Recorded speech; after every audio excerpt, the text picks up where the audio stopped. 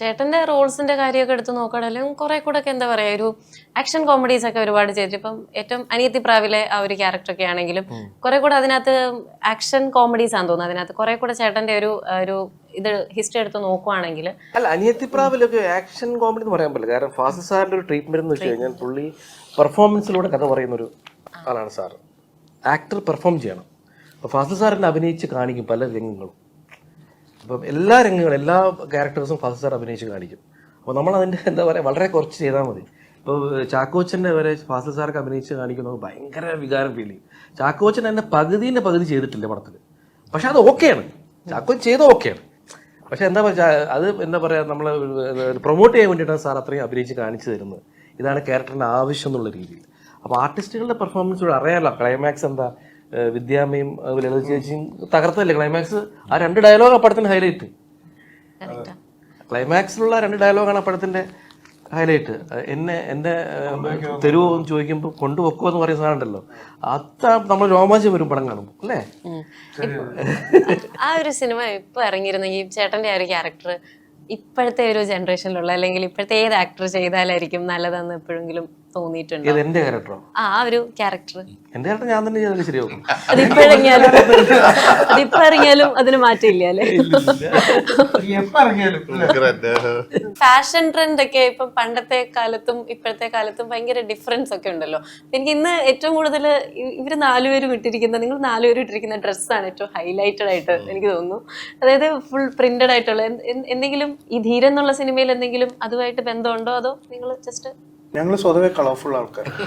That reflects. അല്ല, പ്രോഗ്രാമിൽ വരുമ്പോൾ പ്രോഗ്രാമിന്റെ ഒരു കോസ്റ്റ്യൂം, സിനിമയിൽ കഥാപാത്രത്തിനനുസരിച്ചിട്ടുള്ള കോസ്റ്റ്യൂമാണ് നമ്മൾ ഇടുന്നത്. ഇത്തരം പ്രോഗ്രാമിൽ പ്രേക്ഷകരെ ഒന്ന് അവരെ അട്രാക്ട് ചെയ്യുക എന്നുള്ള രീതിയിൽ, അപ്പോൾ ഒന്ന് അത് പ്രോഗ്രാമിനെ ഒന്ന് എലവേറ്റ് ചെയ്യും, നമ്മൾ കോസ്റ്റ്യൂമൊക്കെ ഒന്ന് എലവേറ്റ് ചെയ്യും. അതാണ് അവർ കുറച്ച് ഡിഫറെൻ്റ് ആയിട്ടുള്ള എന്തെങ്കിലും കോസ്റ്റ്യൂം ഇടുന്നത്. ഇപ്പൊ നമ്മള് ദൃശ്യം എന്നുള്ള സിനിമയില് മീന ചേച്ചി പറയുന്ന ഡയലോഗ്, നാട് ഓടുമ്പം നടുവേ ഓടണമെന്നിങ്ങനെ, അത് ഭയങ്കരമായിട്ട് ട്രെൻഡിങ് ആയിട്ടുള്ള ഒരു ഡയലോഗായിരുന്നു. അപ്പം അങ്ങനെ ഒരു ഇതില് ചിന്തിക്കുന്ന ആളാണോ ജഗദീശൻ? അതായത് ഇപ്പം ഞാൻ പറഞ്ഞില്ലേ, ഇപ്പം ഡ്രസ്സിന്റെ കാര്യത്തിലൊക്കെ ആണെങ്കിലും ഇത്രയും വർഷം കഴിയുമ്പോൾ ഒരുപാട് മാറ്റങ്ങളൊക്കെ വന്നിട്ടുണ്ട്. അപ്പം അങ്ങനെയൊക്കെ പുതിയ കാര്യങ്ങളൊക്കെ ട്രൈ ചെയ്യാനൊക്കെ നോക്കാറുണ്ടോ? അല്ല, പുതിയ കാര്യങ്ങൾ ട്രൈ ചെയ്യാൻ താല്പര്യമുണ്ട് തീർച്ചയായിട്ടും. നമ്മൾ അങ്ങനെ ഒരു സാഹസികനൊന്നും അല്ല.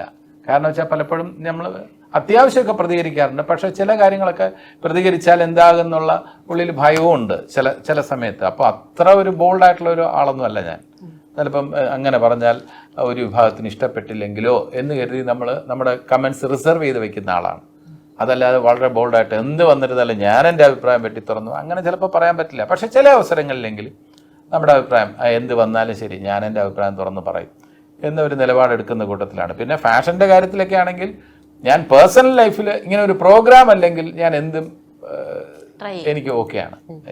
അതിനുവേണ്ടി ഇന്ന രീതിയിൽ ഇനി പ്രോഗ്രാമിൽ വരുമ്പോൾ ഒന്ന് നോക്കും, അത് എന്തെങ്കിലും കളർഫുൾ ആയിട്ടുള്ള ഡ്രസ്സ്, ഒരു സ്റ്റേജ് പ്രോഗ്രാമിനാണെങ്കിലും അല്ലെങ്കിൽ ഒരു ഇനോഗ്രേഷന് പോകുകയാണെന്നുണ്ടെങ്കിൽ ക്രൗഡുമായിട്ടും പബ്ലിക്കുമായിട്ടുള്ള ഇൻട്രാക്ഷനൊക്കെ വരുമ്പോൾ നമ്മളൊരു ഡിഫറൻസ്, എന്തെങ്കിലും നമ്മുടേതായിട്ടുള്ള ഒരു ഡിഫറൻസ് അവിടെ ഉണ്ടെങ്കിൽ നന്നായിരിക്കും എന്നൊരു തോന്നൽ എനിക്കുണ്ട്.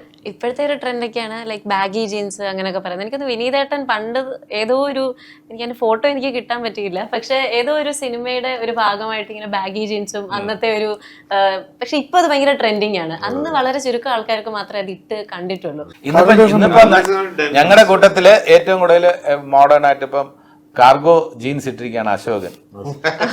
വേറെ പ്രൊമോയിൽ പങ്കെടുത്തോണ്ടിരിക്കുകയാണ്. കാർഗോ ജീൻസ് ഇട്ടിരിക്കുകയാണ്. കാർഗോ ജീൻസ് വളരെ ഇഷ്ടപ്പെട്ടു എന്ന് പറഞ്ഞ് ഇട്ടിരിക്കുകയാണ്. അപ്പൊ നമ്മളെക്കാളും ഒക്കെ ലേറ്റസ്റ്റ് ആയില്ലേ, ട്രെൻഡി ആയി. ഞാനൊക്കെ ആസ്വദിക്കും, ട്രെൻഡ്സ് ആസ്വദിക്കും, പക്ഷെ കംഫർട്ടബിൾ ആയത് അവനവന് ചേരുന്നത്. I am not at all a dress person in personal life. പക്ഷേ ഓഫ് കോഴ്സ് ഒക്കേഷൻസിന് ഡ്രസ് ചെയ്ത് പോകേണ്ട സമയത്ത് മിനിമം വാട്ട് സൂട്ട്സ് യു, അവനവന് ചേരുന്നത് എന്ന് വിശ്വസിക്കുന്നതാണ് ഞാൻ. ആൻഡ് കംഫർട്ടബിൾ ആയിരിക്കും. That's my sense of fashion. പിന്നെ ഈ ട്രെൻഡ് എന്ന് പറയുന്നത് നമ്മൾക്കൊക്കെ ഇഷ്ടപ്പെട്ട ഒരു കളർ. മുമ്പാണെങ്കിൽ സ്റ്റേജിൽ ഞാൻ എപ്പോഴും റെഡിന്റെ ഷെയ്ഡ്സ് ഉള്ള ഷർട്ട് ഇട്ട് ഏറ്റവും കൂടുതൽ അട്രാക്ഷൻ പിടിച്ചു പറ്റാൻ ശ്രമിച്ചിരുന്ന ഒരാളാണ്. അട്രാക്ഷൻ ആൻഡ് അറ്റൻഷൻ രണ്ടും പിടിച്ചു പറ്റാൻ ശ്രമിച്ചിരുന്ന ഒരാളാണ്. പക്ഷെ ഇപ്പം ആ റെഡ് എന്നുള്ള ഒരു സംഭവം അത്ര ഒരു കാര്യങ്ങൾ റെഡൊക്കെ കുറെ കാലം റെഡായിരുന്നു. റെഡൊക്കെ ഒഴിവാക്കിയിട്ട് റെഡ് ഡാർക്ക് ഗ്രീൻ എന്നൊക്കെ പറഞ്ഞിട്ടുള്ള സംഭവം, അതൊക്കെ കുറച്ചുകൂടെ ഒരു കുറച്ചുകൂടെ ഒക്കെ ഒരു പക്വത വന്നു എന്ന് എനിക്കൊരു തോന്നുന്നു. ഇപ്പൊ അതിന്റെ ഒന്നും ആവശ്യമില്ല, അല്ലാതെ തന്നെ എനിക്ക് അറ്റൻഷൻ കിട്ടുന്നുണ്ട്, അങ്ങനെ തോന്നുന്നു. സംഭവം ഓരോ കാലത്തും ഓരോ സംഭവങ്ങൾ. സ്റ്റേജ് ഈ റെഡൊക്കെ താല്പര്യമുള്ള ആൾ തന്നെയായിരുന്നു സുധീഷ്. സ്റ്റേജിലൊക്കെ ജഗദീഷ് ചേട്ടൻ റെഡോ ഞാനും റെഡാണ് എന്ന് സ്റ്റേജ് പ്രോഗ്രാം ഞങ്ങൾ കോമൺ ആയിട്ടൊക്കെ ഡിസ്കസ് ചെയ്തിട്ടുണ്ട്.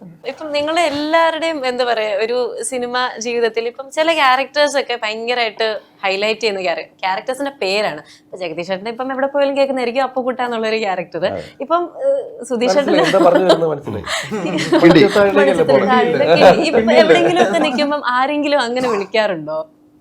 അങ്ങനെ എവിടെന്നെങ്കിലും കേൾക്കാറുണ്ടോ? പോലെ അങ്ങനെ വിളിക്കാറില്ല, ഇല്ല, കുറഞ്ഞു. പണ്ട് സ്ഥിരമായിട്ട് നമ്മൾ എവിടെ പോയി കഴിഞ്ഞാലും ഒരു ഫംഗ്ഷന് പോയി കഴിഞ്ഞാൽ എന്നെ ഈ കിണ്ടിന്ന് വിളിക്കാൻ വേണ്ടിയിട്ടാണ് എന്നെ ഫംഗ്ഷന് വിളിക്കുന്നത്, ഈ പേര് വിളിക്കാൻ വേണ്ടിയിട്ട്. അപ്പൊ ഞാൻ അഥവാ എല്ലാവരും മിക്കവാറും എല്ലാവരും വിളിക്കും. ഇനി അഥവാ ചിലപ്പോൾ നല്ല സൈലന്റ് ആയിട്ടുള്ള ചില ആൾക്കാരൊക്കെ ഉണ്ടാവും, ഭയങ്കര സീരിയസ് ആയിട്ടിരിക്കുന്നത്. അപ്പൊ അവരങ്ങനെയാണെങ്കിൽ ഞാൻ അവരെ കൊണ്ട് വിളിപ്പിക്കും, എന്നാലേ ഒരു ഉഷാറാവുള്ളൂ പ്രോഗ്രാം. അല്ല, ഇപ്പൊ നമ്മുടെ വീടുകളിൽ തന്നെ ഈ കിണ്ടി അപ്രത്യക്ഷമായിക്കൊണ്ടിരിക്കുകയാണ്.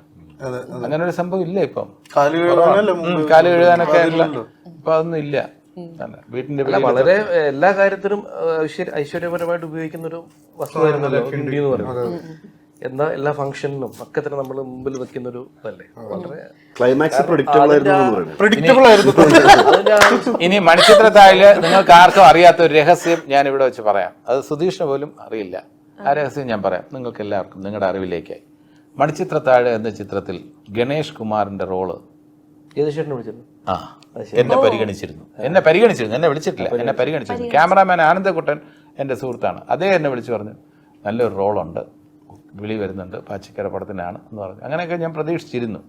അവിടെ സജീവമായ ഡിസ്കഷൻ നടന്നു. സിദ്ദിഖ് ലാലും പാച്ചിക്കുമായിട്ടൊക്കെ ഡിസ്കസ് ചെയ്ത് കുറേ പേര് ഗണേഷിന് വേണ്ടി, കുറച്ച് പേര് എനിക്ക് വേണ്ടി ഒക്കെ പറഞ്ഞിട്ട് അവസാനം ഒരു തീരുമാനം ഫാസിൽ സാർ എടുത്തത് ഗണേഷ് ആ റോൾ ചെയ്യട്ടെ എന്നുള്ള രീതിയിലാണ്. ഇത്രയും വലിയ ക്ലാസ്സിക്കായിട്ട് മാറും നമ്മളൊന്നും പ്രതീക്ഷിച്ചതേ ഇല്ല, അറിയൂല നമുക്ക് എന്താ സംഭവം. മണിച്ചിത്രത്താഴിന്റെ കാര്യം പറഞ്ഞപ്പോഴാണ് വിനീതേട്ടനും അങ്ങനെ ജസ്റ്റ് ആദ്യം കൺസിഡർ ചെയ്തൊരു റോൾ അല്ലായിരുന്നു. പാച്ചിക ചോദിച്ചിരുന്നു മറ്റേ രാമനാഥൻ, പരിണയം വേറെ 2 പടങ്ങൾ നടക്കുന്നുണ്ടായിരുന്നു. അങ്ങനെ ഹിന്ദിയിൽ ചെയ്തു. തമിഴില് ചന്ദ്രമുഖി, ബാക്കി എല്ലാ ലാംഗ്വേജിലും ഹിന്ദിയിൽ ചെയ്തു. അവസാന രാമനാഥൻ ഹിന്ദിയിലും തമിഴിലും ചെയ്തു. അത് കന്നഡയിലുള്ള ഹീറോ ആണ് ഇവിടെ. കന്നഡയില് വിഷ്ണുവർദ്ധൻ സാറ്, അദ്ദേഹത്തിന്റെ ലാസ്റ്റ് ഫിലിം. കന്നഡയിലെ ഒരു ഹീറോയില് ശ്രീധറാണ് മലയാളത്തിൽ ചെയ്തത്. അത് അന്നേ മനസ്സിലൊരു വിനീതിന്റെ മനസ്സിലൊരു പ്രതികാരം ഉണ്ടായിരുന്നു. കന്നഡ സിനിമയിൽ പോയി ഈ വേഷം ഞാൻ തന്നെ കന്നഡ മലയാള സിനിമയിൽ ശ്രീധർ നീ ഒന്ന് ചെയ്തില്ലേ, ഞാൻ കന്നഡ സിനിമയിൽ എന്തെങ്കിലും ഇത് എടുക്കുകയാണെങ്കിൽ ഞാൻ ചെയ്യുന്ന ഒരു പ്രതിജ്ഞ എടുത്തു. അതേപോലെ ചെയ്തു. ശ്രീധർ എന്ന് പറഞ്ഞിട്ട് ഓ അണ്ണനെ സമ്മതിച്ചെന്ന് പറഞ്ഞു. ഡെസ്റ്റിനിയാണ്. ഡെസ്റ്റിനിയെ ഞാൻ ഡെസ്റ്റിനിയെ പ്രതിജ്ഞ എന്ന് പറഞ്ഞെന്നുള്ളത്. അല്ല, ഈവൻ ചന്ദ്രമുഖി 13 കൊല്ലം കഴിഞ്ഞിട്ടാണ് Chandramukhi. So see how it just came back and ഒരു ഭയങ്കര combination. Rajinikanth sir, P Vasu, Shivaji films. എന്റെ ക്യാരക്ടർ തമിഴിലും തെലുങ്കിലും ഒന്നും ഉണ്ടായിരുന്നില്ല. ചെയ്യാൻ ആള് വേണ്ട. അല്ലല്ല, ഹിന്ദിയിലുണ്ട്. ഹിന്ദിയിലുണ്ടായിരുന്നു. അതെന്താണ് തെലുങ്കിൽ ഹിന്ദിയിലൊന്നും കിണ്ടിയില്ല. ഇല്ല അല്ലല്ല, അത് മണിച്ചിത്രത്താഴിന്റെ ഡയറക്റ്റ് അഡാപ്റ്റേഷൻ അല്ല, അതിന് ത്രെഡ് ആയിരുന്നു. ഇറ്റ് വാസ് മോർ ഓഫ് ഒരു Rajini sir. Hindi was direct. മറ്റേ റൂമില് മുകളിലൊരു വലിയ ഓക്കെ, സോ അങ്ങനെ ധീരനിലെത്തിയിരിക്കുകയാണ് ഇത്രയും നാളത്തെ ഒരു ജേർണി കഴിഞ്ഞിട്ട്. അപ്പൊ നമുക്കൊരു നല്ല രീതിയിലൊന്ന് വൈൻഡ് അപ്പ് ചെയ്യാന്ന് എനിക്ക് തോന്നുന്നു. അതായത് എൻ്റെ ഒരു 3-4 ക്വസ്റ്റ്യൻസ് ഉണ്ട്. അതിന് ജസ്റ്റ് ഒരു ഒറ്റവാക്കിലൊരു ഉത്തരവൊക്കെ തന്നാൽ മതി. അപ്പം ഒരു ഫസ്റ്റ് ചോദ്യം എന്ന് പറഞ്ഞാൽ എന്തുവാ കൂടുതൽ ഒരു നമുക്ക് പറയാം 1 വേർഡ് ആൻസർ എന്നൊക്കെ വേണമെങ്കിൽ നമുക്ക് പറയാമല്ലോ. അതായത് നമ്മുടെ സിനിമയുടെ പേരിൽ നിന്ന് തന്നെ ധീരൻ എന്നാണല്ലോ അർത്ഥം. ധീരൻ എന്ന് പറയുമ്പോൾ തന്നെ നമുക്ക് ഫിയർലെസ് അല്ലെങ്കിൽ ധൈര്യശാലി അങ്ങനെയൊക്കെയാണല്ലോ ഒരു മീനിങ്സ് ഒക്കെയാണ് നമ്മുടെ മൈൻഡിൽ വരുന്നത്. അപ്പൊ നിങ്ങളുടെ ഈ ഒരു സെറ്റില് ഏറ്റവും ധീരനായിട്ടുള്ള ഒരാളുടെ പേര് പറയാൻ പറഞ്ഞാൽ നിങ്ങളിൽ ഇത്രയും പേരിൽ ആരായിരിക്കും ഒരു ധീരൻ? ആണോ? അല്ല, നിങ്ങൾ ഇത്രയും നിങ്ങളുടെ സെറ്റില് ഒരു ധീരനായിട്ടുള്ള ഒരാളുടെ പേര് പറയാൻ പറഞ്ഞാൽ ആരുടെ പേര് പറയുമായിരിക്കും? അല്ല, നിങ്ങൾ ഇത്ര പേരിൽ ആരായിരിക്കും ഒരു ധീരൻ എന്ന് പറയുമ്പോൾ? അല്ല, ഞാൻ ഈ പടത്തിന്റെ കാര്യത്തിൽ ഞാൻ പറയാം. ഈ പടം സ്ക്രിപ്റ്റ് വായിച്ചു, of course Dheeran title character Rajesh Madhav. പക്ഷെ എനിക്ക് തോന്നുന്നു ഈ സിനിമ വരുമ്പോ ഇതില് ധീരൻ നമ്മുടെ ജോപ്പന്റെ ഒരു ധൈര്യം, അതായത് സുധീഷ് ചെയ്യുന്ന ഒരു ക്യാരക്ടർ ഉണ്ട് ഇതില്. സോ അയാളുടെ ഒരു ധീരത ഒന്ന് വേറെ തന്നെ അതൊന്ന് അനുഭവിക്കും ആൾക്കാർ when you see the film. ഈ സിനിമയെ സംബന്ധിച്ചിടത്തോളം ഇതിനകത്ത് രണ്ട് രീതിയിലുണ്ട്. ധീരൻ എന്ന് പറഞ്ഞിരുന്നാൽ ബുദ്ധിയുള്ള ധീരനാണ് നമ്മൾ അപ്രീഷിയേറ്റ് ചെയ്യേണ്ടത്. അതെ, ബുദ്ധി ഇല്ലാത്ത ധീരന്മാരെ നമുക്ക് ഒരിക്കലും അപ്രീഷിയേറ്റ് ചെയ്യാൻ പറ്റില്ല. ഇതിലെ ജോപ്പൻ എന്ന് പറയുന്ന സുധീഷിന്റെ ക്യാരക്ടർ ബുദ്ധി ഇല്ലാത്ത ധീരനാണ്. അത് പടം കാണുമ്പോൾ മനസ്സിലാവും. പക്ഷെ എന്നാലും ആ ധീരത ഉണ്ട്. അതെന്തായിരിക്കാം, ഇഗ്നോറൻസ് അത് ആയിരിക്കാം. പടം കാണുമ്പോൾ മനസ്സിലാവും. ബുദ്ധിയില്ലാത്ത ധീരതയാണ്, വലിയ കുഴപ്പമാണ് കാണിക്കുന്നത്. ഇതിന്റെ ആക്ച്വൽ ധീരന്മാരെന്ന് പറഞ്ഞാല് cheers entertainment, Ganesh, Lakshmi. Because അവര് ആക്ച്വൽ ധീരൻ നമ്മളുടെ പ്രൊഡ്യൂസറാണ്. ബിക്കോസ് അതിങ്ങനെ ഇറ്റ്സ് നോട്ട് ഈസി. അത് കണ്ടക്ട് ചെയ്ത് അതെ അതെ എല്ലാരും കൂടെ Location കോർഡിനേറ്റ് ചെയ്ത് സക്സസ്ഫുൾ ആക്കുക എന്നുള്ളതാണ്. കാരണം ജഗദീഷേട്ടൻ്റെ കൂടെ ഇരിക്കണ്ടേ ഇത്രയും ദിവസം, ആ ഒരു ധൈര്യം വേണ്ടേ? ഒരു ക്വസ്റ്റ്യനോടുണ്ട്. അതായത് റീസെന്റ് ഇറങ്ങിയ സിനിമകളിൽ നിങ്ങൾ ചെയ്താൽ കൊള്ളായിരുന്നു എന്ന് തോന്നിയ ഏതെങ്കിലും ഒരു റോൾ ഉണ്ടായിരുന്നു? അതായത് ഇന്ന റോൾ ഞാൻ ചെയ്താൽ കൊള്ളായിരുന്നു എന്ന് തോന്നിയ ഏതെങ്കിലും ഒരു റോൾ ഉണ്ടോ? ഇഷ്ടപ്പെട്ട ഒരു റോൾ, ഇത് ഞാൻ ചെയ്താൽ കൊള്ളായിരുന്നു? ഈ പടത്തിലോ? ഈ പടത്തിലല്ല, റീസെന്റ് ഇറങ്ങിയ ഏതെങ്കിലും ഒരു സിനിമയിൽ. നമുക്ക് എല്ലാ വേഷവും ചെയ്താൽ കൊള്ളാൻ തോന്നാറുണ്ട്, പക്ഷെ അതൊക്കെ അംഗീകരിക്കട്ടെ, സംവിധായകനും ജനങ്ങളൊക്കെ അംഗീകരിക്കണ്ടേ. അപ്പം ജഗദീഷ് ചേട്ടൻ അങ്ങനെ ഏതെങ്കിലും റോൾ തോന്നിയായിരുന്നു? എനിക്ക് തോന്നുന്നു മിക്ക സിനിമയിലും ജഗദീഷ് ചേട്ടൻ ഉണ്ടെന്ന് തോന്നുന്നു. അതുകൊണ്ടാണെന്ന് തോന്നുന്നു. ജഗദീഷ് ചേട്ടൻ വളരെ ഡിഫറെന്റ് ആയിട്ട് നമ്മൾ പ്രതീക്ഷിക്കാത്ത മാർക്കോ ചെയ്തു വെച്ചിരിക്കുന്നത്. ഭയങ്കര ഒരു ഡിഫറെന്റ് ആയിട്ട് ഓസ്ലറിലെ പരിപാടി ഓസ്ലർ, കിഷ്കിന്ദ കണ്ടു. ഒരുപാട് വെറൈറ്റി പരിപാടികളൊക്കെ ചെയ്തുകൊണ്ടിരിക്കുകയാണ്. അതെ, കറക്റ്റ്.